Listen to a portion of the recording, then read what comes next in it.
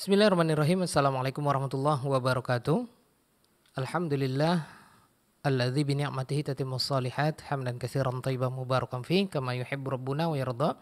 Asyhadu an la ilaha illallah wahdahu la syarikalah wa asyhadu anna Muhammadan abduhu wa rasuluhu sallallahu alaihi wasallam la nabiyya ba'da wa ala alihi wa ashabihi radhiyallahu anhum jami'an wa man tabi'ahum bi ihsan ila qiyamis sa'ah. Ayol ikhwahal mustami'in wal mustami'at, pendengar Radio Hidayah 103.4 FM, pendengar Radio Al Hikmah FM Banyuwangi, pendengar Radio Tua FM Pangkalan Kerinci, dan pendengar radio-radio dakwah lainnya. Kami sapa juga untuk pemirsa al-musyahidin wal musyahidah yang menyimak siaran ini melalui televisi-televisi dakwah, baik RJTV, Asil TV, Surau TV, dan televisi-televisi dakwah lainnya.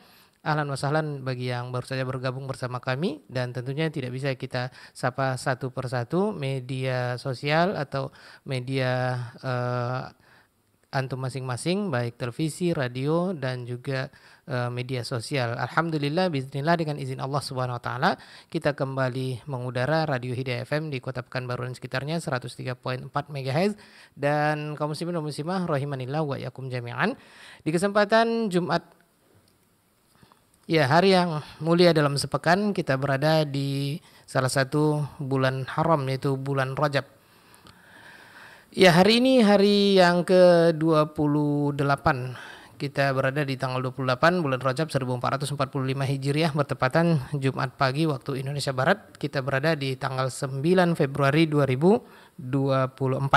Baik kaum muslimin dan muslimah, pemirsa dan pendengar dimanapun Anda berada, alhamdulillah dengan izin Allah Subhanahu wa taala, guru kita, buya kita Abu Nuaim Al-Ustaz Dr. Aspri Rahmat AZMA hafizahullah ta'ala akan melanjutkan kajian rutin kita di Jumat pagi mengenai ibrah-ibrah atau pelajaran-pelajaran yang kita bisa petik dari bulan puasa Ramadan.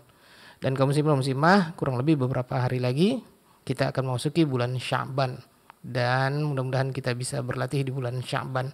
Baik kaum muslimin muslimah, kitab Atharul Ibadat fi Hayatil Muslim. Mohon maaf, ya, Al-Ibrah fi Syahris Shaum, atau kitab ibrah pelajaran-pelajaran pada bulan puasa Ramadan. Kitab buah karya dari Syekh Abdul Muhsin bin Hamad Al-Abbad Al-Badar hafizahullah ta'ala. Pertemuan sebelumnya kita libur, mohon maaf karena ada kendala teknis atau maintenance di studio Radio Hidayah. Dan sebelum itu kita mendengarkan ibrah yang pertama yang disampaikan oleh Al-Ustaz Dr. Aspri Rahmat AZMA hafizahullah ta'ala kepada kita. Ini adalah ibrah yang kedua. Mudah-mudahan dengan mempelajari kitab ini adalah salah satu bentuk bekal kita meraih ilmu menuju bulan puasa Ramadan. Baik kaum muslimin muslimah, sebelum kita dengarkan ibrah yang kedua ini, ana Abu Auning, kru dari Radio Hidayah FM, akan membuka kajian kita dengan sapaan hangat kepada guru kita Abu Nuaim Al-Ustaz Dr. Aspri Rahmat AZMA hafizahullah ta'ala. Assalamualaikum ya Ustazana. Waalaikumsalam warahmatullah. Kaifa haluka ya Ustazana? Alhamdulillah, nashkuruhu wa nahmaduhu fi khairin wa afiyah. Amin. Naam. Hayakallah ba'uni wa barakallahu fik. Wa iyyaka wa barakallahu fika ya Ustazana. Wa barakallahu fikum ayol ikhwah al-mustami'in wal mustami'at wal musyahidin wal musyahidah, pemirsa dan pendengar dimanapun Anda berada. Langsung saya kita dengarkan. Ini dia pelajaran yang kedua atau ibrah yang kedua dari pembahasan kitab ini. Kitab Al-Ibratu fi Syahris Shaum, kitab ibrah pelajaran pada bulan puasa Ramadan. Dari studio Radio Hidayah FM kami mengucapkan selamat mendengarkan, selamat menimba ilmu syar'i kepada pemirsa dan pendengar semuanya, dan kepada Ustaz langsung saja kita persilakan, falyatafadhal mashkura. Bismillahirrahmanirrahim. Alhamdulillahi rabbil alamin. Wassalatu wassalamu ala ashrafil anbiya wa sayyidil mursalin nabiyyina wa rasulina Muhammadin wa ala alihi wa sahabatihi wa man tabi'ahum bi ihsanin ila yaumiddin. Allahumma anfa'na bima 'allamtana wa 'allimna ma yanfa'una wa zidna 'ilma wa aslih lana sya'nana kullah wa la takilna ila anfusina tarfata 'ain.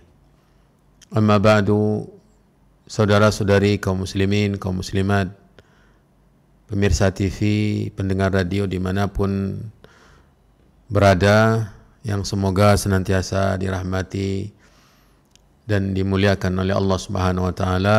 Alhamdulillah, kita kembali bersama berkumpul di majelis yang semoga diberkahi oleh Allah Subhanahu wa taala ini dengan berbagai media yang kita lakukan, berbagai media yang kita gunakan. Ada melalui televisi, melalui pesawat radionya, dan yang lain-lain dari sarana yang dimudahkan oleh Allah Subhanahu wa taala. Semoga Allah Subhanahu wa taala memberkahinya.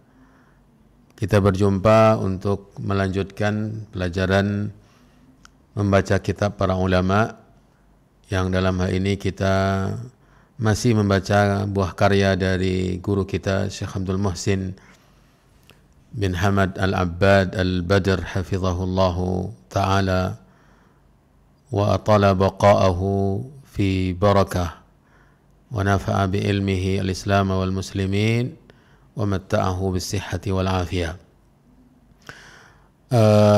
Kitab yang sedang kita baca sebagaimana kita dengarkan tadi bersama, Al-Ibrah fi Syahri Saum.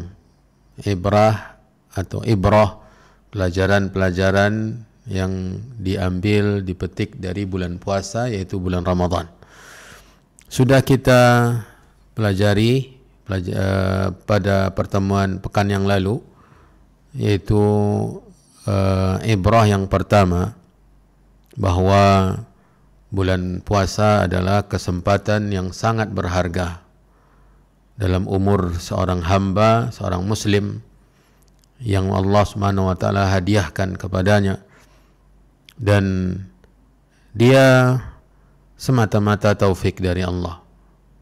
Tidak semua yang berjumpa dengan bulan puasa dia mendapat keberkahan, dan tidak semua orang yang bisa memaksimalkan usahanya untuk mendapat banyak keberkahan berjumpa dengan bulan Ramadan. Ramadan tahun yang lalu kita sudah berjumpa dan sudah kita lewati pula, dan hanya tersisa catatan-catatan amalan kita. Semoga Allah Subhanahu wa taala menerimanya, memberkahinya. Kemudian yang juga menjadi pelajaran pertama, ibrah yang pertama ini adalah yang menjadi standarnya bukan sekedar mengisi hari-hari dan malam-malam Ramadan dengan ketaatan, tetapi ada kesinambungan, ada kelanjutan, ada kontinu dari ketaatan yang dilakukan di bulan Ramadan. Karena para ulama sebagaimana ditegaskan oleh penulis mengatakan, fa inna min thawabil hasanah al-hasanatu ba'daha. Di antara bentuk pahala yang diberikan oleh Allah pada sebuah kebaikan di bulan Ramadan ataupun di luar Ramadan adalah ketika amalan ketaatan yang diterima tersebut menyeret kita untuk melakukan, menarik kita untuk melakukan ketaatan berikutnya. Jadi setelah Ramadan ada kesinambungan, ada kelanjutan dari ketaatan. Ini juga ibrah. Yang menjadi ibrah yang sangat besar adalah orang-orang yang di tahun lalu masih bersama kita, mengisi hari-hari dan malam-malam Ramadan dengan taqwa, dengan ibadah, dengan ketaatan, dengan amal saleh. Namun untuk Ramadan yang akan kita jumpai ini, mereka sudah tidak ada. Ajal telah menghalangi mereka untuk berjumpa dengan bulan puasa di tahun ini. Dan kita yang sampai hari ini masih diberi kehidupan oleh Allah, ya, tentu ajal kita di tangan Allah Jalla fi'ula. Namun kita mesti berharap, kita mesti merindukan Ramadan, memohon kepada Allah agar kita diperjumpakan dengan bulan Ramadan. Ya, harapan, permohonan, kerinduan untuk berjumpa harus ada. minta kepada Allah Subhanahu wa taala agar diperjumpakan kembali dengan bulan puasa yang akan tiba ini hanya beberapa hari ke depan. Ya. Sekarang kita sudah hampir atau sudah di penghujung bulan Rajab dan akan berjumpa dengan bulan Sya'ban, dan setelah Sya'ban Ramadan.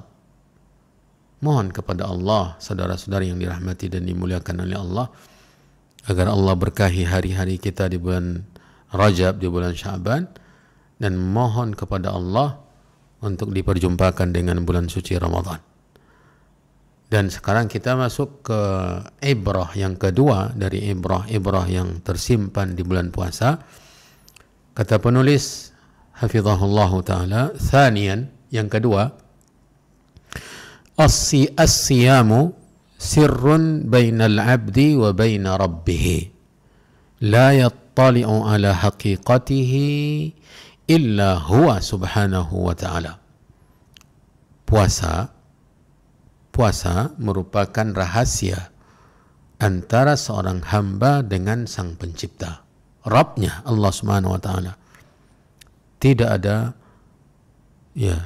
yang mengetahui hakikat puasa yang dilakukan oleh seorang hamba kecuali Allah Subhanahu wa ta'ala.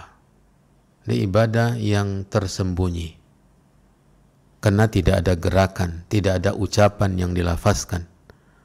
Dia adalah menahan dari makan dan minum, dari pembatal-pembatal puasa lainnya, dari semenjak terbit fajar, masuknya waktu subuh, sampai tenggelam matahari, masuknya waktu maghrib. Tidak ada gerakan, tidak ada lafaz ucapan. Makanya dia rahasia yang hanya tahu tentang bagaimana kualitas puasa seorang hamba adalah sang pencipta, Allah Subhanahu wa ta'ala.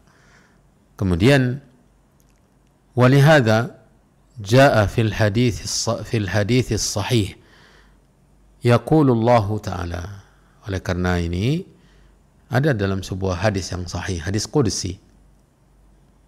qudsi, yaitu yang diriwayatkan oleh Nabi alaihi salatu wassalam dari Allah, ya, subhanahu wa ta'ala. Allah berfirman, kullu amali bini adama lahu al-hasanatu bi'ashri amthaliha illa as-sawm fa innahu li wa ana ajzi bihi yada'u shahwatahu wa ta'amahu wa syarabahu min ajli. Kata Allah berfirman dalam hadis qudsi ini, setiap amalan anak Adam, setiap amalan seorang manusia, seorang muslim, mukmin, lahu, miliknya. Ya.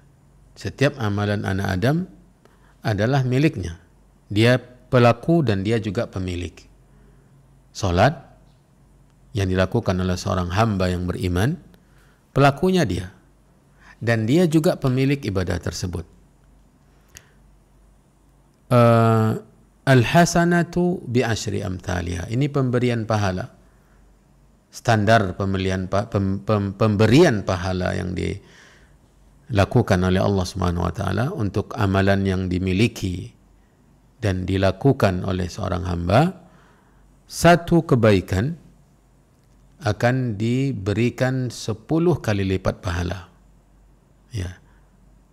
Dia melakukan sebuah ketaatan, maka ditulis satu kebaikan, dan kebaikan ini akan dilipatkan oleh Allah pahalanya 10 kali lipat. Ya.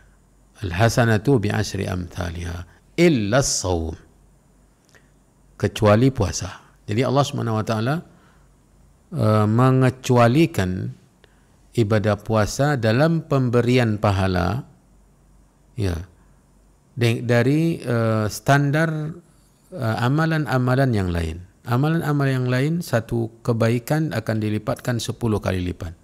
Salat, zakat, umrah, haji, dan ibadah-ibadah yang lain. Ya. Kecuali puasa. Apa dengan puasa ini? Ada apa dengan puasa ini? Kata Allah Subhanahu wa taala, fa innahu li. Ini perbedaan pertama antara puasa dengan ibadah-ibadah yang lain. Kalau ibadah-ibadah yang lain, pemiliknya adalah hamba yang melakukannya. Seorang hamba yang salat, maka salat itu milik dia. Dia yang memilikinya. Seorang hamba yang menunaikan zakat, maka zakat yang ditunaikannya itu pemiliknya dia, pelakunya, yang melakukannya. Haji, umrah, baca Al-Quran, dan yang lain-lain. Ya. Jadi kalau puasa, pemiliknya Allah. Fa innahu li. Ini sudah keistimewaan yang luar biasa. Berbeda dengan ibadah-ibadah lainnya. Allah menyatakan bahwa puasa yang dilakukan oleh seorang manusia, seorang mukmin, seorang muslim, pemiliknya dia, Allah Subhanahu wa taala. Bila Allah mengakui bahwa itu adalah miliknya, ini sebuah keutamaan yang luar biasa pada ibadah puasa. Merupakan kemuliaan yang sangat indah pada puasa, ibadah puasa itu sendiri. Kemudian perbedaan kedua dari yang ada pada ibadah puasa ini adalah wa ana ajzi bihi. Dan saya memberikan atau yang memberikan balasannya, pahalanya. Wa ana ajzi bihi, dan saya yang memberi balasannya, memberikan pahalanya. Kita mungkin bertanya-tanya, lalu apa bedanya dengan ibadah-ibadah lainnya? Bukankah yang memberi pahala untuk ibadah salat kita juga Allah? Yang memberikan pahala untuk zakat kita juga Allah? Yang memberikan pahala untuk umrah, haji, ibadah-ibadah lainnya juga Allah? Jawabannya iya. Lalu apa maksudnya ini? Allah mengecualikan ibadah puasa, dialah yang memberikan balasan pahala. Ini ketika kita balikkan ke redaksi hadis ini, bahwa di amalan-amalan yang lain Allah memberikan pahala, standar pemberian pahalanya yaitu satu kebaikan dilipatkan 10 kali lipat. Berarti yang ini di luar standar itu, bahwa pahala puasa tidak ada standarnya. Artinya Allah SWT tidak memberikan standar 10 kali lipat, tetapi tanpa ada standar. Allah yang semaunya memberikan balasan pahala. Memberikan pahala balasan untuk ibadah puasa itu sekehendaknya. Wa ana ajzi bihi, tanpa ada standar 10 kali lipat. Kalau Allah SWT yang maha kaya dan maha pemurah menjanjikan bahwa dia akan memberikan pahala semaunya, ini sangat menjanjikan, sangat menggiurkan. Saudara-saudari yang dirahmati dan dimuliakan oleh Allah, ibadah-ibadah yang lainnya saja itu 10 kali lipat, ini sudah merupakan keutamaan yang luar biasa, janji pahala yang sangat besar, 10 kali lipat setiap ibadah yang kita kerjakan. Bahkan bisa mencapai 700 kali lipat, masih ada standar. Sampai 700 kali lipat itu masih ada standarnya. Sementara puasa tidak ada. Semau Allah memberikan balasannya.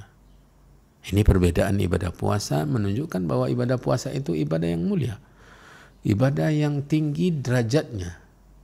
Ya, besar keutamaannya. Allah SWT menyebutkan alasan kenapa ibadah puasa itu diistimewakan oleh Allah. Yada'u syahwatahu wa ta'amahu wa syarabahu min ajli.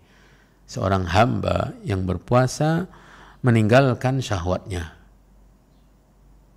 Ya, tidak melakukan hal-hal yang dihalalkan oleh Allah di luar puasa yang berhubungan dengan hasrat, berhubungan dengan syahwatnya, kebutuhan biologisnya kepada pasangannya. Di luar puasa dia lakukan, tapi ketika puasa dia tahan, kemudian menahan dari makan dan minum, makanan yang halal, minuman yang halal dia tidak santap karena dia sedang berpuasa. Semua itu dia lakukan karena Allah. Karena Allah yang menyuruhnya untuk tidak makan, untuk tidak minum, dan untuk tidak menggauli istrinya, pasangannya. Ya, bergaul dengan pasangannya, berhubungan intim. Ketika puasa, Allah yang melarang. Maka dia tahan itu semua karena Allah. Karena Allah. Karena kalau dia mau, dan kalau dia mau, maka dia bisa melakukannya tanpa ada seorang pun yang tahu. Dia bisa makan, walaupun dia mengatakan berpuasa, dia bisa makan tanpa sepengetahuan orang. Dia bisa minum tanpa sepengetahuan siapapun juga kecuali Allah. Ya. Tetapi dia tidak mau melakukannya, dan bahkan dia bisa berhubungan intim dengan pasangannya, dengan istrinya, dengan suaminya. Menutup diri, berada di kamar, di ruang privasi yang luar biasa, tidak ada yang tahu sekalipun mereka berhubungan badan. Tapi karena mereka tahu bahwa Allah yang menyuruh agar mereka menahan, maka mereka tidak lakukan walau tidak ada satupun yang tahu.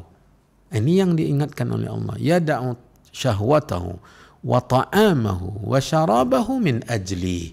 Lantaran itu, maka dia rahasia antara seorang hamba yang berpuasa dengan Allah Sang Pencipta.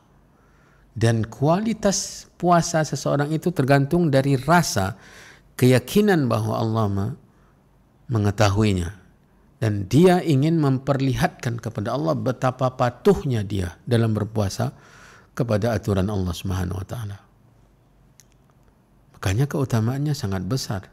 Pemilik puasa itu Allah, dan dia pula yang akan memberikan balasan pahala sekehendak Allah Subhanahu wa taala, sekehendaknya. Kita lanjutkan. Hadis tadi adalah hadis qudsi sahih.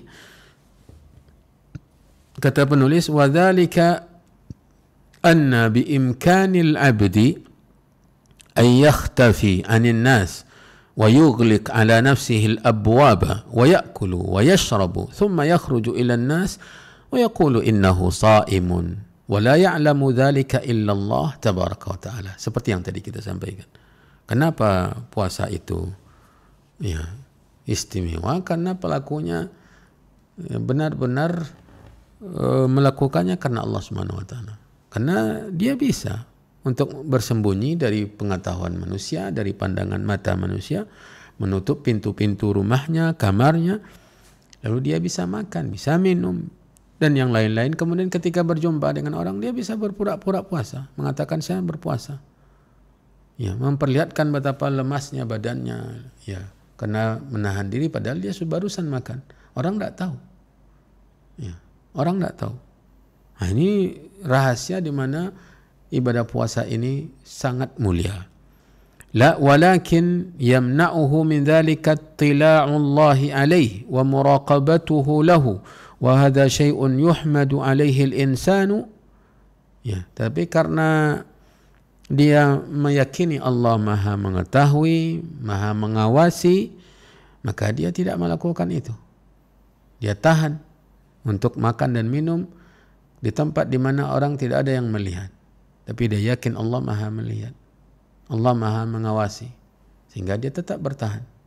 Bahkan walau sedang menyelam sendiri pun, ya, di dalam air, ya, di sungai, di danau, ya, dia tidak juga mau minum karena dia tahu Allah Maha mengetahui, Maha melihat, Maha mengawasi. Ketika dia siramkan air ke kepalanya, mengalir air dari kepala melalui bibirnya, melalui mulutnya, dia bisa bukakan mulutnya, kemudian dia masukkan ke dalam mulut air yang tadi mengalir di saat haus-hausnya dia di siang hari puasa.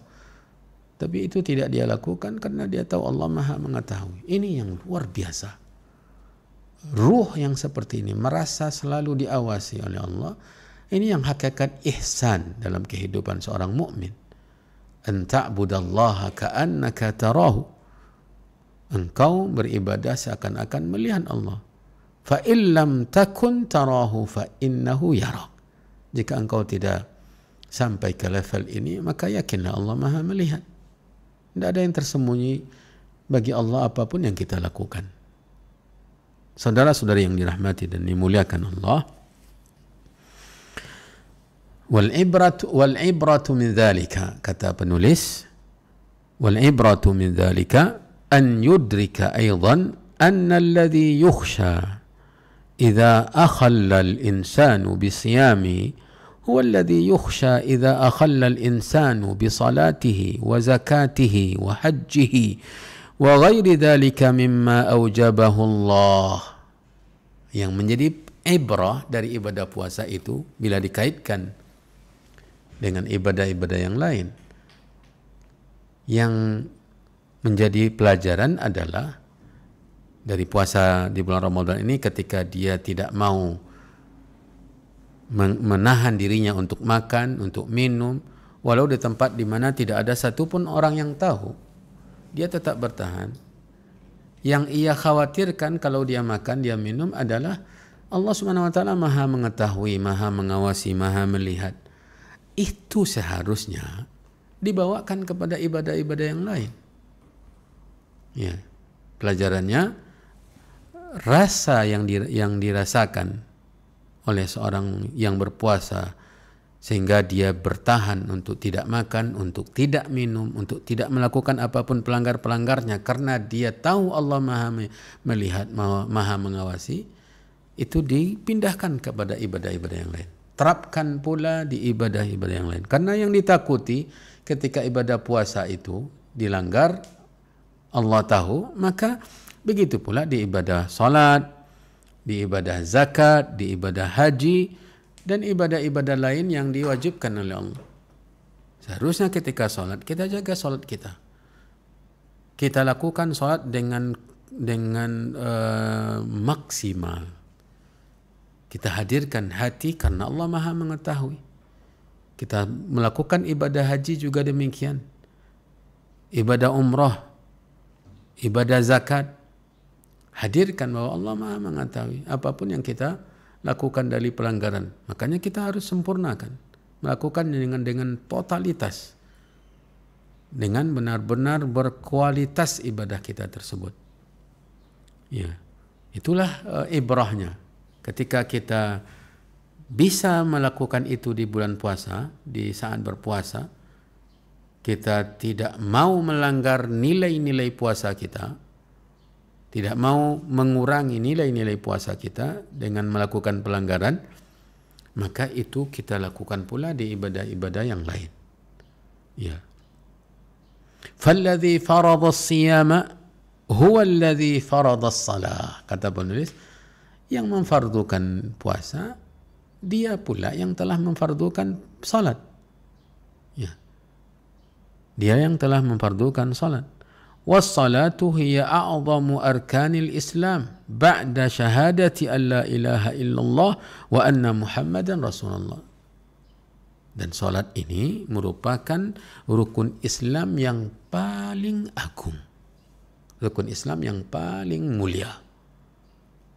Bahkan setelah dua kalimat syahadat, setelah asyhadu an la ilaha illallah wa anna Muhammadar Rasulullah, adalah menegakkan salat. Menegakkan salat.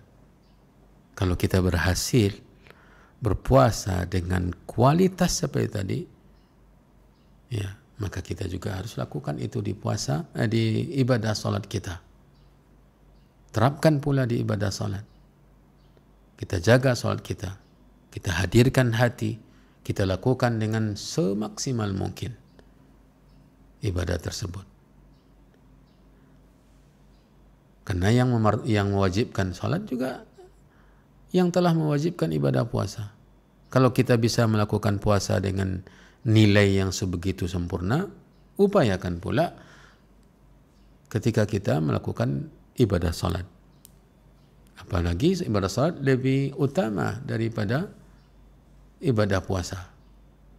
Salat adalah rukun Islam yang termulia setelah dua kalimat syahadat.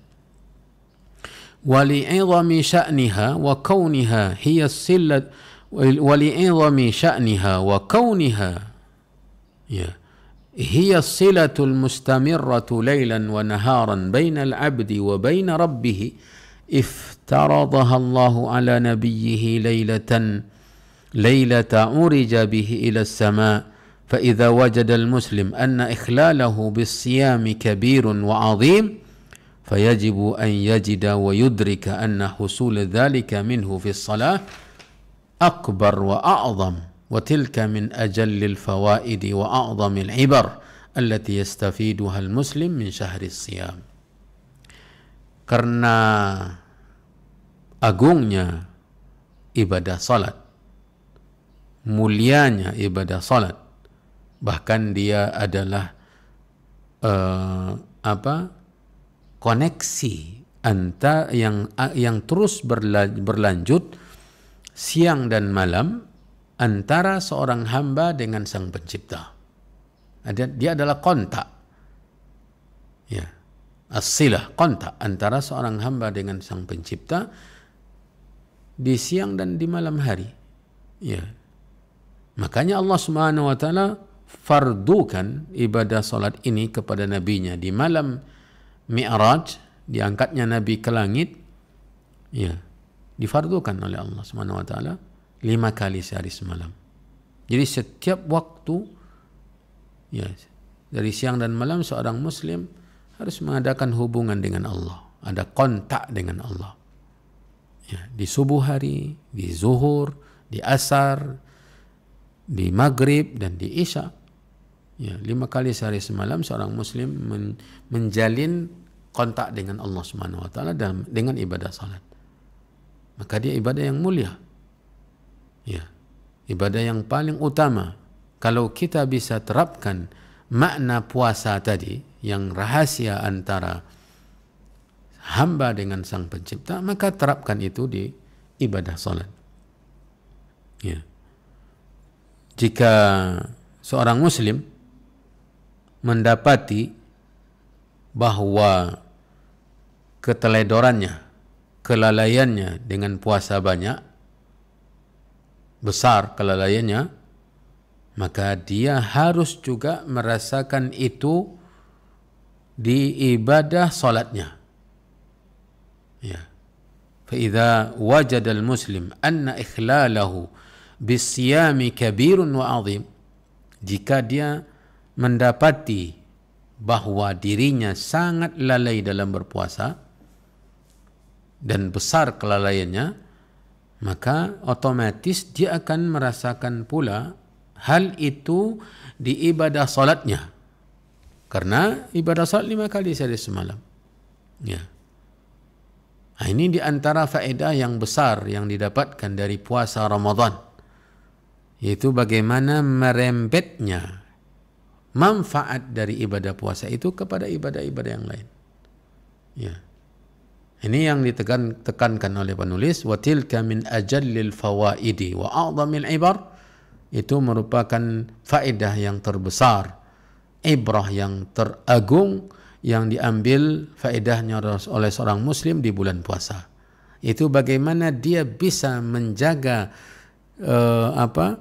nilai-nilai kesempurnaan ibadah puasa lantaran dia yakin Allah Maha mengetahui, dia yakin Allah Subhanahu wa taala Maha mengawasi. Itu dibawakan kepada ibadah salatnya, ibadah zakatnya. Kalau dia berhasil di puasa, maka dia pasti akan berhasil di ibadah yang lain. Kalau dia tidak berhasil di ibadah puasa, justru yang dapat olehnya adalah kelalaian saja juga, maka tentu lebih banyak kelalaiannya di ibadah-ibadah yang lainnya, di ibadah salat terutama. Nah, ini para jemaah yang dirahmati dan dimuliakan oleh Allah, saudara-saudari yang dirahmati oleh Allah, ibrah yang kedua dari ibadah puasa, kita bisa mengambil nilai-nilai yang tadi, keyakinan bahwa Allah mengawasi kita juga di ibadah-ibadah lainnya.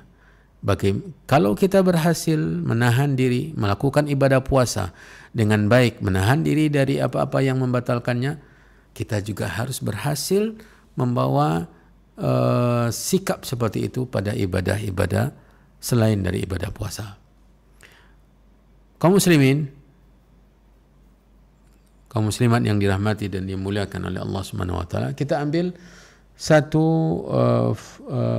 ibrah yang baru, yaitu salisan, yang ketiga, inna mimma yasrahu sadra wa yudkhilu surura ala an-nufus at-tayyibah an takuna al-masajidu amiratan bil musallina fi syahri Ramadan wa yakunu inshirahuha a'zam was-surura akbar fil mudawamati ala dhalik. Di antara yang melapangkan dada dan memasukkan kegembiraan di dalam jiwa, ya, di dalam jiwa-jiwa yang baik, adalah ketika masjid-masjid di bulan Ramadan ma'mur dengan orang-orang yang salat, ya, dengan orang-orang yang salat, dan akan membuat lagi dada semakin lapang, kegembiraan semakin menyelimuti jiwa orang-orang yang beriman ketika itu bisa berlanjut, ya, sampai di luar Ramadan. Masjid makmur dengan orang-orang yang salat, ya, wa yakunu syirahuha a'zamu was-surura akbaru fil mudawamati ala dhalik. Continue. Kalau mampu di bulan Ramadan orang-orang muslim memakmurkan masjid, salat berjamaah, maka semakin besar kegembiraan orang-orang yang beriman ketika masjid itu terus makmur di bulan-bulan yang lain. Fal faidatu lati yaliqu bil muslim ba'da alladhi shahadahu fi tilka al ayyam min iqtidad al masajid bil musallin an ya'qid al azma wa yusammima ala an yakuna mimman yudawimu ala hadha al khair liyakuna min as-sab'ati alladhina yudhilluhum Allahu fi dhillihi yawma la dhilla illa dhilluh fa inna min bainihim ar-rajul alladhi yakunu qalbuhu mu'allaqan bil masajid kama thabata dhalika fi sahihi an Rasulillah sallallahu alaihi wasallam. Faedah yang layak, pantas diambil oleh seorang muslim dari bulan puasa ini, setelah melihat bahwa di bulan Ramadan, di hari-hari Ramadan, baik siang maupun malamnya, masjid melimpah ruah, penuh dengan jamaah yang salat. Faedah yang dipetik oleh seorang muslim adalah bagaimana dia berazam dengan kuat. Bahwa dia berazam dengan kuat, bertekad bulat untuk selalu melanjutkan kebiasaan yang baik ini, ya, untuk terus berkesinambungan untuk memakmurkan masjid di bulan-bulan yang lain.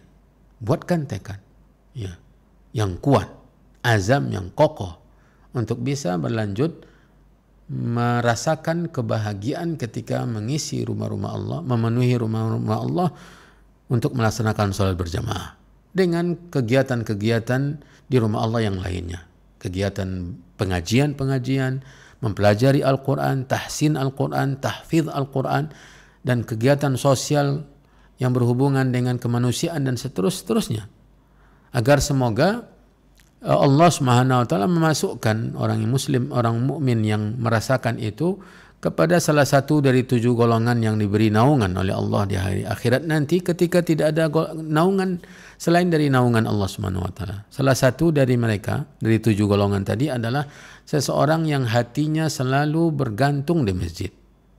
Hatinya selalu ke masjid. Terikat ke hatinya di rumah Allah dengan rumah Allah Subhanahu wa taala.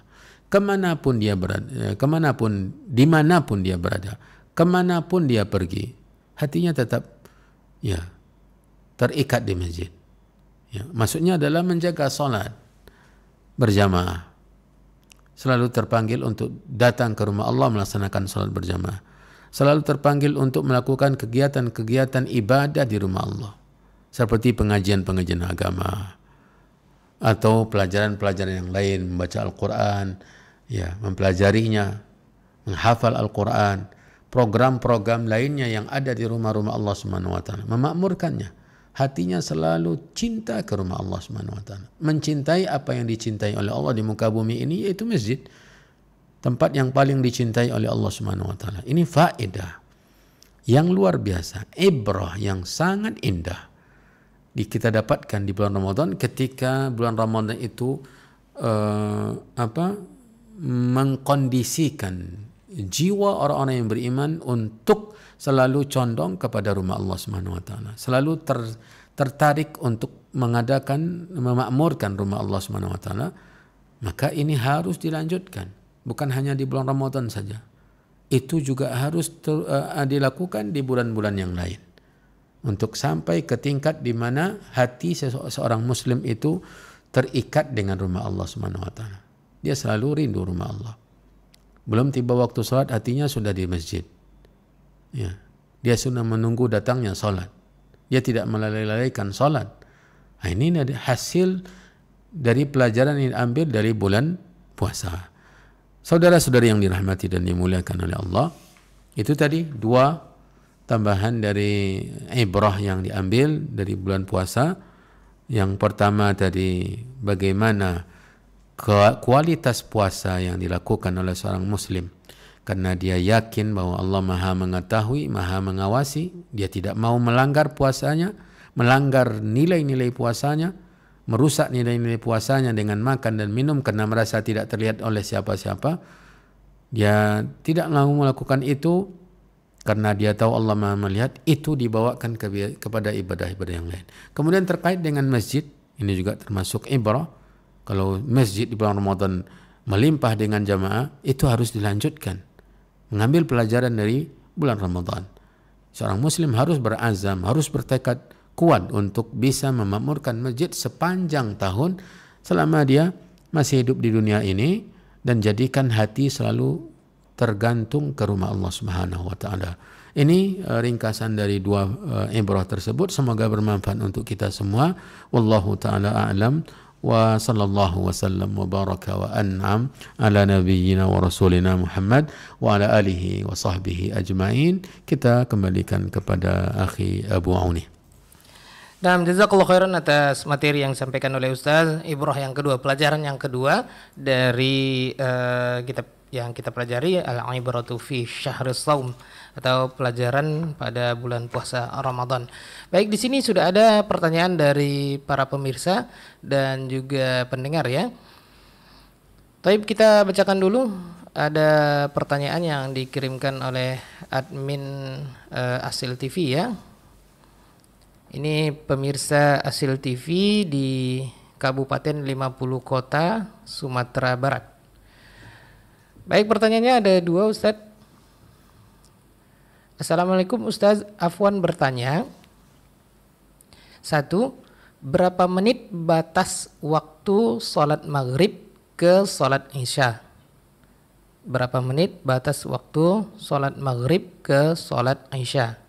Dan berapa menit batas waktu sholat tahajud ke waktu sholat subuh? Sholat subuh. Iya, sholat tahajud ke waktu sholat subuh. Baik, pertanyaan itu aja dulu ya untuk pemirsa Asil TV. Ada pertanyaan panjang lagi nih, tapi satu aja dulu kita ajukannya karena ini mungkin butuh penjelasan yang panjang juga. Silakan Ustazana. Baik. Waalaikumsalam warahmatullahi wabarakatuh. Untuk yang bertanya melalui Asil TV dari 50 kabupaten ke 50 kota Sumatera Barat. Yang pertama, mungkin pertanyaan juga hampir sama. Yang pertama, berapa batas waktu antara maghrib dengan isya?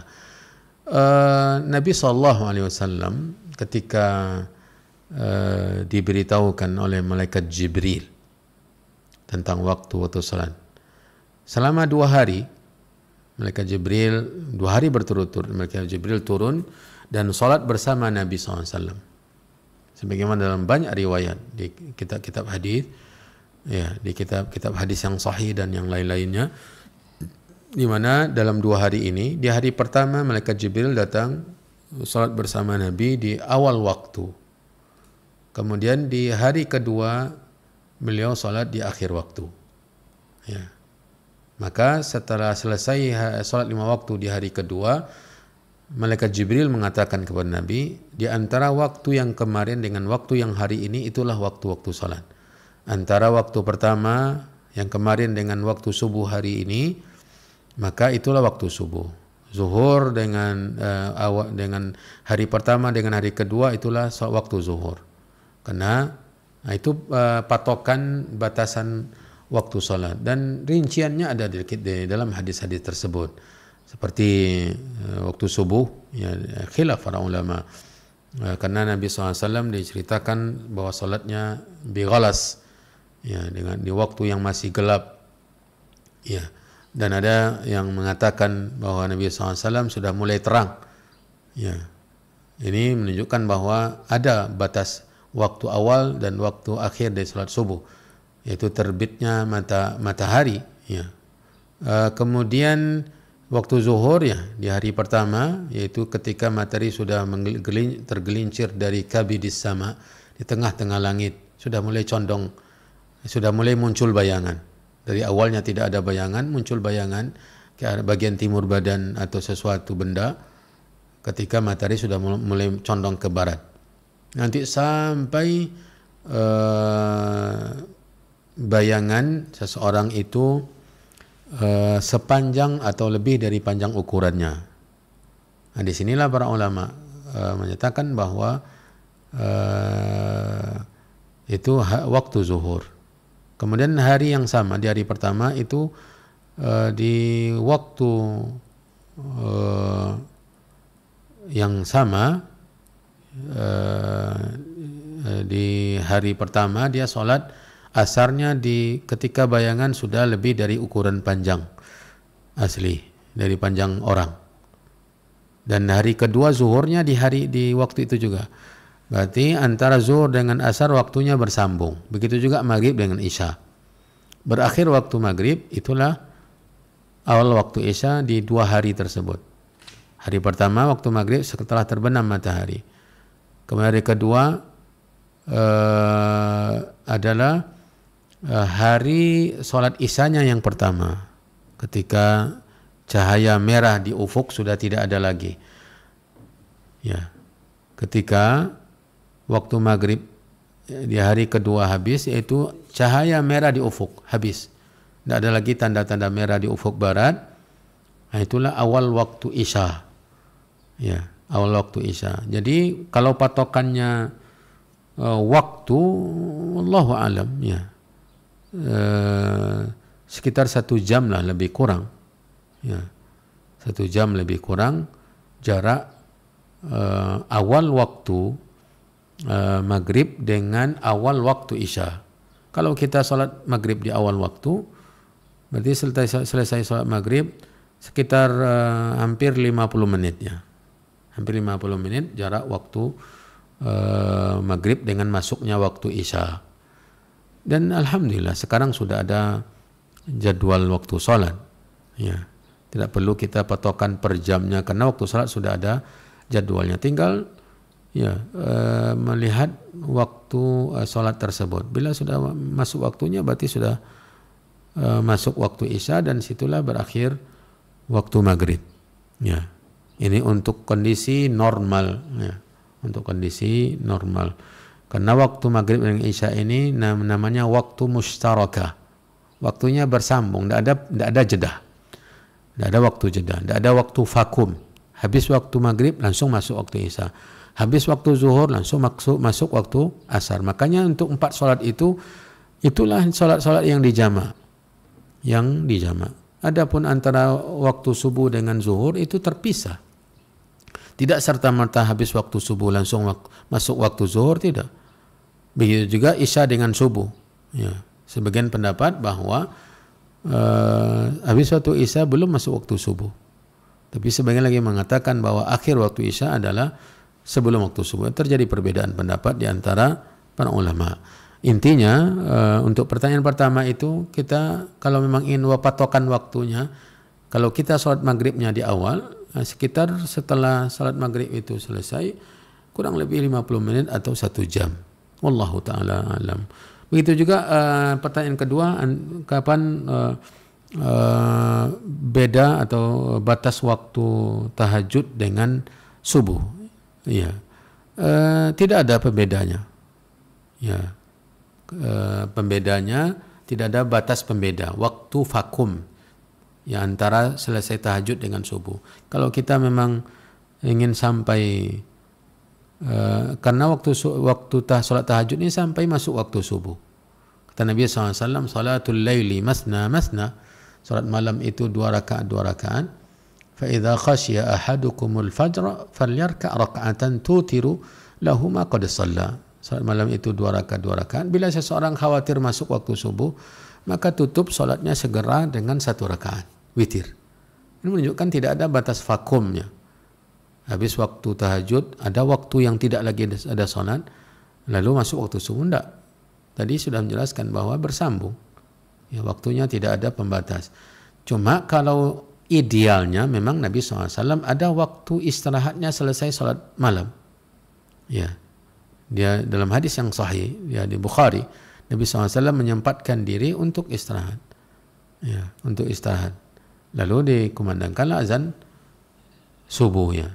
Azan subuh. Nabi SAW salat malamnya adalah dia tidur separuh malam, kemudian salat sepertiga, kemudian tidur 1/6-nya. Kemudian datang waktu subuh. Ya. Kemudian masuk waktu subuh. Setelah itu baru dia salat 2 rakaat fajar. Itu idealnya, utamanya. Tetapi dalam hadis yang tadi tidak ada pemisah. Barang siapa yang khawatir masuk waktu subuh, maka segera tutup salat malamnya dengan witir 1 rakaat. Jadi tidak ada batas pemisah. Waktunya bersambung dengan masuknya waktu subuh. Wabillahi taufik. Ya, nah, jazakallahu khairan atas jawaban penjelasan dari Ustaz. Mudah-mudahan satu pertanyaan dulu ya, insyaallah nanti kita akan ajukan lagi pertanyaan antum atau antuna. Oke, kita lanjut dulu ya untuk pemirsa Asil TV di Kabupaten 50 Kota. Kita ajukan nanti insyaallah pertanyaan yang kedua. Kita beralih ke pertanyaan dari pendengar Radio Hidayah dulu ya di Pekanbaru. Oke, pendengar Radio Hidayah di Pekanbaru, pertanyaan titipan. Baik, bagaimana sikap kita Ustaz menghadapi orang tua yang sedang masuk masa puber? Bolehkah anak mengingatkan atau menasihati orang tua jika orang tua terutama ibu sudah melakukan hal yang tidak boleh dilakukan dan anak menyadari itu salah? Apa yang harus anak lakukan kalau orang tua tetap bersikeras hati memaksa kehendaknya, padahal itu jalan yang amat sangat salah, bahkan ada zina? Sebagai anak, apa yang harus kita lakukan? Saya selalu berdoa dan mengingatkan orang tua agar tidak terjerumus pada zina, tapi orang tua sangat keras hati, lalu dia menjawab dengan jawaban yang membuat saya sedih setiap saat mengingatnya. Apakah boleh saya diam saja agar saya tidak merasa sakit hati? Pertanyaan titipan dari pendengar Radio Hidayah di Pekanbaru. Ya, sebagai perbandingan saja ya, perbandingan saja sebelum kita masuk ke jawaban pertanyaan ini. Abu Hurairah radhiyallahu taala an, Abdurrahman bin Sakhar ad-Dausi, ketika dia sudah menjadi seorang sahabat yang mulia, sangat dekat dengan Nabi SAW. Perhatiannya kepada ibunya sangat luar biasa, baktinya kepada ibunya sangat luar biasa.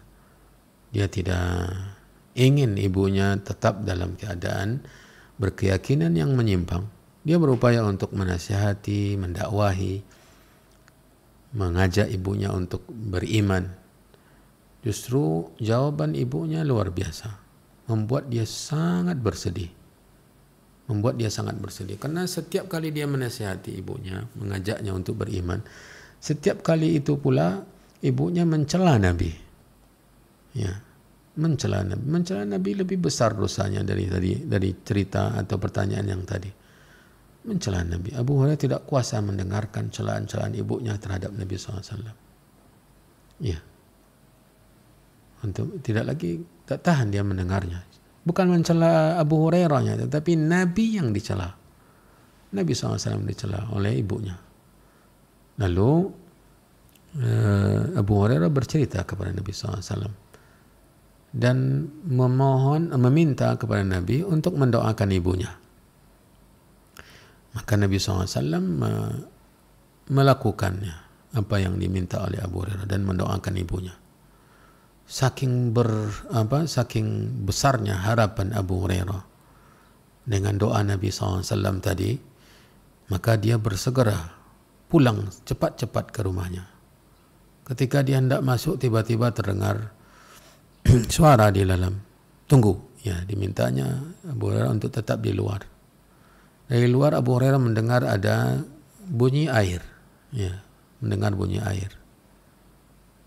Sebagai tanda ada orang-orang yang sedang mandi. Ketika dia selesai dan dibuka pintu, ternyata ibunya baru selesai mandi. Dan di hadapan Abu Hurairah ibunya menyatakan keimanan. Jadi, ya, bila kesalahan ibunya Abu Hurairah merupakan dosa besar, kekufuran, penentangan terhadap Nabi, celaan terhadap Rasulullah SAW, yang lebih besar dari apa yang diceritakan di pertanyaan ini, maka kita lebih besar harapan agar dengan orang tua dari yang bertanya ini untuk mendapatkan hidayah, mendapatkan taufik dari Allah Subhanahu wa taala untuk meninggalkan dosa besarnya. Maka seperti yang tadi disampaikan oleh yang bertanya, lanjutkan berdoa dan kita doakan semoga orang tua dari yang bertanya ini dibukakan pintu hatinya oleh Allah, diberikan hidayah, dijauhkan dari dosa besar yang dia lakukan, ya, jauhkan dari pelanggaran-pelanggaran agama, apa-apa yang dimurkai oleh Allah Subhanahu wa taala. Tapi lanjutkan nasihat, dinasihati dengan baik, dengan bijak, dengan santun. Jangan sampai memandang orang tua kita dengan dosanya itu, memandang dengan sudut pandang yang membenci. Ya, sudut pandang karena merasa orang tua sudah begitu bobroknya sehingga kita melihatnya bahwa dia manusia yang jahat. Tidak sama sekali. Jahat siapa antara ibu orang tua yang diceritakan di pertanyaan ini daripada ibunya Abu Hurairah yang mencela Nabi, sudahlah kufur lalu mencela Nabi? Tentu lebih jahat yang itu. Nah, Allah bukakan pintu hatinya. Allah bukakan pintu hatinya. Maka terus lanjutkan nasihat, berbakti kepada mereka dengan sebenar-benarnya, dengan semaksimal mungkin, ya, berbuat baik dengan mereka sebagaimana diperintah oleh Allah Subhanahu wa taala. Wa in jahadaka litusyrika bima laysa laka bihi ilmun fala tuti'huma wa sahibhuma fid dunya ma'rufa. Jika mereka berdua, orang tuamu, bersungguh-sungguh untuk menyeretmu, ya, berbuat kesyirikan kepadaku, maka jangan taati. Allah melarang untuk mentaati keinginan mereka. Jangan patuhi, jangan ikuti keinginan mereka. Namun apa perintah Allah?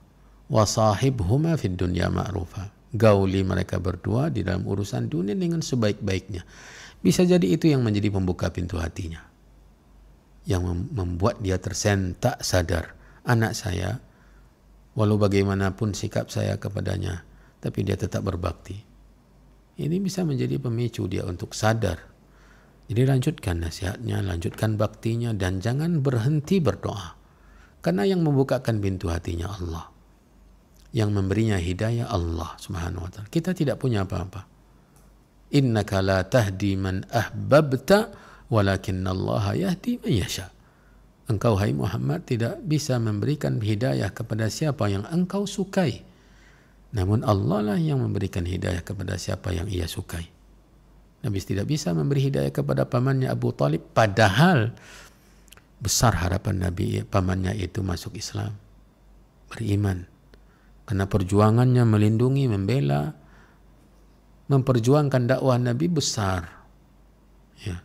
Tapi ternyata dia tidak bisa menerima. Kalau Abu Talib saja tidak bisa diberi hidayah Nabi, bagaimana kita? Maka lanjutkan, mohon kepada Allah untuk memberikan hidayah kepada orang tua. Ya, hadiahkan buku-buku yang berhubungan tentang dosa zina. Ya, sampaikan ancaman-ancamannya melalui dalil-dalil yang ada, kajian-kajian yang membahas tentang itu. Tapi lanjutkan doanya. Jangan sampai orang tua kita hina di mata kita. Orang tua. Hinaan mana antara kekufuran, kesyirikan yang tadi dalam surat Luqman dengan dosa yang dilakukan oleh orang tua yang tadi, yang dalam pertanyaan ini. Maka lanjutkan bakti, lanjutkan berbuat baik, lanjutkan nasihat, lanjutkan doa. Ya, semoga Allah Subhanahu wa taala mengembalikan kaum muslimin kepada agamanya dengan sebaik-baiknya. Wallahu a'lam. Ya, nah, jazakallahu khairan atas jawaban nasihat dan support dari Ustadz ya. Mudah-mudahan yang tadi ini pertanyaan titipan ya, silakan, lebih afdolnya mungkin rekaman jawaban dari Ustadz tadi silakan diberikan kepada temannya. Baik, kita ada penanya tadi di line telepon 08117530.000. Oke, baik, sudah terputus ya. Kita lanjutkan pertanyaan yang kedua dari pemirsa Asil TV di Kabupaten 50 Kota Sumatera Barat tadi, Ustadz. Pertanyaannya, kebiasaan jamaah di masjid kami apabila mendengar ceramah, pembatas atau tirai antara jamaah laki-laki dengan jamaah perempuan itu disingkapkan oleh ibu-ibu. Karena kalau ustadznya tidak kelihatan berceramah, rasanya tidak afdol. Bolehkah jamaah perempuan memandang ustaz dan sebaliknya? Pertanyaan yang kedua dari pemirsa Asil TV di Kabupaten 50 Kota Sumatera Barat.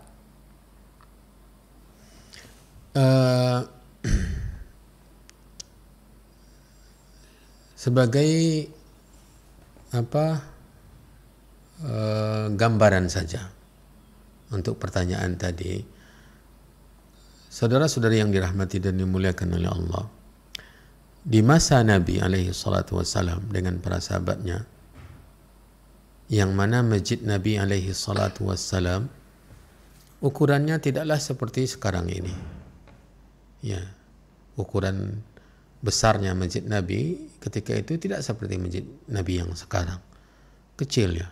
Bagi yang berangkat atau menuju berada di Raudhah, itu nanti ada batas-batas yang di tiang, yang diletakkan di tiang. Di atas bagian tiang yang berwarna kuning itu, dia bagian atas tertulis di sana batas masjid Nabi dahulu. Sangat kecil. Sangat kecil. Itu yang pertama. Yang kedua, Nabi dan para sahabat ketika itu melakukan salat berjamaah di masjid tersebut. Setiap waktu salat. Dan juga ada kajian-kajian. Ada khutbah ada khutbah ya. Ada kajian-kajian yang disampaikan oleh Nabi SAW, walaupun tidak untuk semua, tidaklah rutin, kecuali ada kasus-kasus jamaahnya yang sholat 5 waktu campur laki-laki dan perempuan ya. Sholat 5 waktu di masjid tersebut jamaahnya campur laki-laki dan perempuan. Yang ketiga, bahwa tidak ada pembatas yang menutupi antara tempat sholat laki-laki dengan tempat sholat perempuan di masjid Nabi. Tidak ada pembatas, tidak ada tirai seperti yang sekarang kita temukan di masjid-masjid umumnya. Tidak ada pembatas. Nabi SAW ya, hanya memberikan batasan secara maknawi. Ya, menanamkan kepada seorang muslim yang melakukan ibadah salat tuntunan-tuntunan agama, menjauh dari ikhtilat, bercampur baur laki-laki perempuan, karena tempat salat perempuan dengan tempat salat laki berbeda, terpisah, walaupun tidak ada tirai penutup. Ya. Kemudian Nabi SAW juga mengatakan, khairu sufufir rijali awwaluha wa akhiruha wa syarruha akhiruha wa khairu sufufin nisa'i akhiruha wa syarruha awwaluha. Sebaik-baik saf yang laki-laki yang paling depan dan yang seburuk-buruknya yang paling belakang. Maksudnya adalah ketika mendekat jarak antara laki-laki dan perempuan dalam suatu salat itu akan semakin membuka celah bagi syaitan untuk menjerumuskannya ke pelanggaran-pelanggaran terkait dengan hubungan laki-laki perempuan. Begitu juga sebaliknya, sebaik-baik saf perempuan yang paling jauh dari laki-laki ke belakang. Yang paling dekat, yang paling terbuka kesempatan untuk terjerumusnya orang yang paling dekat ini kepada godaan-godaan syaitan. Itu saja pembatasnya. Tidak ada pembatas fisiknya seperti tirai yang sekarang. Ini hanya gambarannya. Nah, balik kita ke pertanyaan. Kondisi umumnya masjid kaum muslimin sekarang ini, terutama di negeri kita ya, ada pembatasan antara tempat sholat laki-laki dan perempuan, dan ini tidaklah sebuah hal yang melanggar tuntunan agama. Ya, karena memang yang diinginkan Nabi adalah bagaimana tidak ada kontak antara laki-laki dan perempuan. Sementara di zaman kita sekarang ini sangat mudah untuk kontak, apalagi memang lemahnya benteng di hati seorang muslim muslimah dalam masalah interaksi laki-laki dan perempuan yang bukan mahram ini. Maka maslahat dari adanya tirai ini saya rasa sangat besar dan memang memberikan faedah, dan dia bukan sesuatu yang dihukumi sebagai perkara yang baru, tidak. Ini maslahat, masalihul mursalah. Ya, dengan catatan ketika sholat kepemimpinan atau pengikutan terhadap imam itu harus ada kaedahnya, atau ada yang di apa, seharusnya yang sholat, ibu-ibu yang sholat di belakang tirai tersebut tahu posisi imam di mana agar mengikuti. Posisi saf laki-laki yang paling belakang sedang apa. Tidak cukup dengan faktor aba-aba suara saja, melihat, ya melihat. Jadi tirai itu sebenarnya bagusnya memang adalah bagaimana makmum perempuan itu masih ada sebagian dari mereka melihat keadaan saf di depan saf laki-laki, agar tahu kapan saat mereka ruku, sujud. Karena kalau aba-abanya Allahu Akbar, susah untuk membedakan antara duduk di antara dua sujud atau hendak sujud. Ya, maka ini perlu kita tambahkan dalam masalah ini. Jadi kembali kita kepada tirai tadi, bila ada kajian misalnya, lalu para ibu-ibu membuka tirai sehingga mereka bisa melihat ustadz menyampaikan dan dapat pesan-pesan, tertangkap oleh mereka dengan gerakan, dengan intonasi, dengan raut wajah, penekanan-penekanan yang disampaikan oleh ustadz. Saya rasa juga tidak mengapa, dengan catatan terhindar dari fitnah. Ya, terhindar dari fitnah. Ya, karena asalnya memang terbuka, asal tidak ada tirai, terbuka. Kalaupun dibuka, kalau nanti ketika ada tirai dan dibuka lagi, dia kembali kepada asal. Dan asal catatannya tadi adalah tidak ada muncul fitnah, maka asalnya dibolehkan. Jadi dalam kondisi yang tadi ditanyakan, saya rasa tidak ada masalah bila ibu-ibu membuka, apalagi maslahatnya ada daripada mereka tertutup dan nampak lebih banyak tidurnya. Tapi kalau mereka melihat langsung gerakan-gerakan, penekanan-penekanan ustadz yang menyampaikan dan selamat terhindar dari fitnah yang ada, maka ya tidak apa-apa membuka tirai, karena juga tidak menyalahi. Sementara kalau pakai tirai pun ya kemudian ada yang terfitnah, karena sekarang banyak juga yang terfitnah dengan ustadz walau melalui media televisi ini. Dia melihat ustadznya di televisi, ya bukan di masjid, dan dia terfitnah dengan ustadznya. Ini juga berbahaya, ini juga menyalahi walau di rumahnya. Ya, ada wanita-wanita yang terfitnah oleh ustadznya walau di layar televisi. Bukan masalah melihat langsung atau tidak melihat langsung. Jadi intinya seperti tadi, jaga diri dari fitnah-fitnah yang seperti ini. Bila dibuka pun tirainya, bila itu selamat, maka juga tidak masalah. Wallahu ta'ala a'lam. Ya, nah, jazakallahu khairan atas jawaban penjelasan dari Ustaz, dan mohon maaf ya, waktu juga yang membatasi kita. Mohon maaf kepada Pak Uus di Tasikmalaya, pemirsa Asil TV yang bertanya. Mohon maaf untuk para pendengar kami dan pemirsa ya. Ada banyak sekali yang bertanya ke studio, namun waktu juga yang membatasi kita. Mohon maaf yang sebesar-besarnya. Kami doakan walaupun antum-antunna pertanyaannya tidak bisa diajukan, Semoga Allah Subhanahu wa taala tetap membalas kebaikan Anda. Tentu niatnya untuk mendapatkan ilmu ya, bertanya. Jangan berkecil hati, semoga Allah Subhanahu wa taala tetap memberikan Anda pahala atas usaha Anda ingin mendapatkan ilmu dalam pertanyaan tersebut. Dan kaum muslimin dan muslimah rahimanillah wa yakum jami'an, di kesempatan kali ini kami berdoa semoga Allah Subhanahu wa taala kembali memberikan kita kesempatan untuk mempersiapkan diri. Ya, kurang lebih 1 bulan 2 hari lagi kita memasuki bulan Ramadan ya. Kini kita dengarkan nasihat penutup dari Ustadz. Mungkin ada tambahan nasihat atau mungkin ada nasihat lain untuk kita pemirsa dan pendengar. Ini dia ikhtitam kita atau penutup. Tafadhol ya Ustazana. Iya, saudara-saudari kaum muslimin, kaum muslimat dimanapun berada, nasihat saya untuk saya pribadi dan kita semua, marilah kita isi hari-hari kita menjelang datangnya Ramadan dengan menanamkan sekali lagi kerinduan yang sangat, harapan yang besar untuk bisa bertemu dengan bulan yang penuh berkah, kemudian perbanyak berdoa meminta kepada Allah Subhanahu wa taala untuk diperjumpakan dengan bulan Ramadan dengan tekad untuk bisa berlatih lebih maksimal lagi menjadi seorang hamba yang dicintai oleh Allah, yang rajin beribadah, tekun melakukan amal saleh, memohon untuk bisa istiqamah di atas taqwa, dan mulailah menjauhkan diri dari dosa, dari pelanggaran agama yang membuat Allah murka. Karena Allah bila mana murka, maka tidak akan ada cara kecuali kita kembali kepada Allah, bertaubat, meminta ampun kepada Allah, perbanyak ibadat.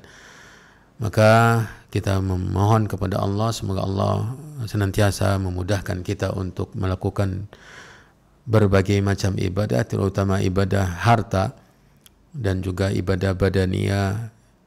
Kemudian semoga Allah Subhanahu wa taala mengampuni dosa-dosa kita, mengampuni dosa-dosa kedua orang tua kita, mengampuni dosa-dosa kedua orang tua mereka, dan mengampuni dosa-dosa semua kaum muslimin, baik yang masih hidup maupun yang sudah meninggal dunia. Dan semoga Allah perjumpakan umat Islam di berbagai penjuru dunia dengan bulan Ramadan, sementara mereka dalam keadaan iman, dalam keadaan aman, dalam keadaan taqwa.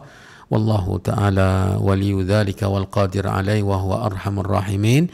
Wa sallallahu wa sallam wa baraka wa an'am ala nabiyyina wa rasulina Muhammad wa ala alihi wa sahbihi ajma'in. Wa akhiru da'wana anil hamdulillahi rabbil alamin. Ya, nah, jazakallah khairan kita ucapkan kembali kepada Al-Ustaz Abu Nuaim Dr. Asbri Rahmat Azai MA hafizahullah ta'ala yang sudah menambahkan nasihat ya.